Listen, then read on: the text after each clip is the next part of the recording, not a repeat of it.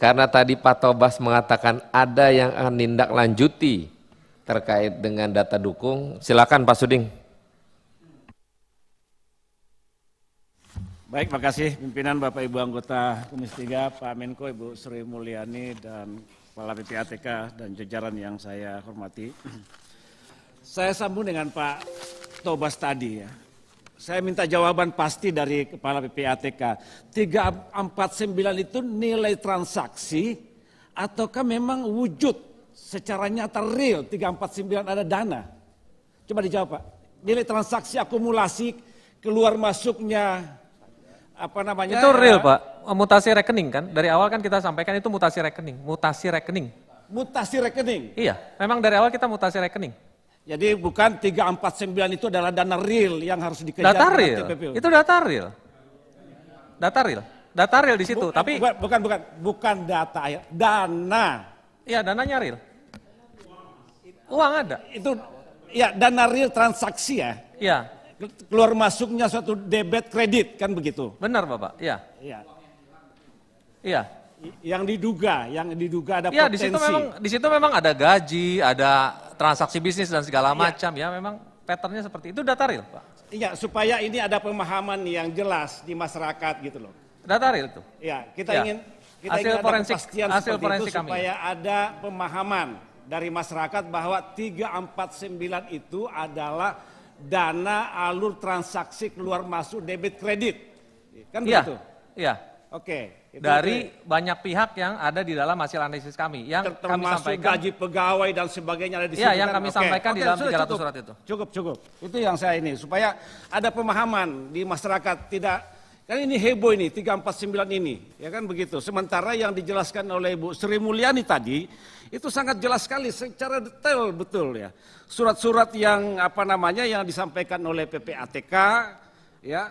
Ada 300 surat, 200 surat ke Kementerian Keuangan, 100 surat ke aparat penegak hukum, dan hampir semua ditindaklanjuti oleh Kementerian Keuangan. Kan begitu. Sehingga menurut saya dengan 349 yang disampaikan ke publik ini seakan-akan bahwa ini ada dana penyelewengan kan begitu yang harus dikejar. Kan. Nah ini yang harus diberikan pemahaman seperti itu Pak. Ya, supaya masyarakat tidak disesatkan dengan informasi-informasi yang tidak berdasar juga kan begitu. Nah, saya sambung dengan Pak Tobas tadi ya. Ada 200 surat yang masuk ke Kementerian Keuangan dan ada 100 surat yang masuk ke APH sehingga jumlah totalnya 300 sehingga ada angka 349. Di Kementerian Keuangan 275 sekian triliun dan di aparat penegak hukum ada 74 triliun. Khusus aparat penegak hukum ini ya, khusus Pak Jampitsus, ini sudah sejauh mana dengan Pak Jampidum dan Pak Kabareskrim sudah sampai sejauh mana penanganan dari 100 surat yang dilaporkan oleh PPATK kepada aparat penegak hukum. Kalau dari penjelasan Ibu Sri Mulyani kita sudah paham benar secara detail dan hampir itu sudah ditindaklanjuti. Nah ada satu hal yang saya ingin konfirmasi ke Ibu Sri tadi tentang 189 terkait dengan masalah emas. Ya.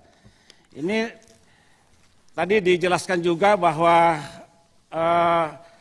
antara PPATK, Dirjen Pajak dan Bea Cukai sudah ada forum intelijen joint analysis tripartit. Artinya sejak 2007 sudah ada kerjasama ya, antara tiga lembaga ini, PPATK, Bea Cukai dengan Pajak, ya, yang dikenal dengan forum intelijen joint analysis tripartit.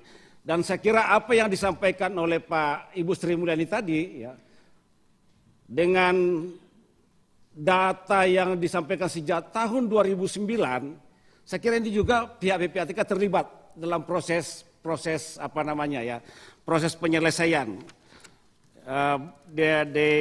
di Kementerian Pajak, Dirjen Pajak maupun Bea Cukai. Nah persoalannya kemudian kenapa PPATK sudah terlibat dalam forum seperti ini tapi juga masih terpublish, katakanlah seperti itu, yang seharusnya sudah ada proses penyelesaiannya tapi juga masih diakumulasi, katakanlah seperti itu, bahwa ini masih dalam proses yang harus ditindaklanjuti. Ini yang pertanyaan saya juga buat PPATK ya.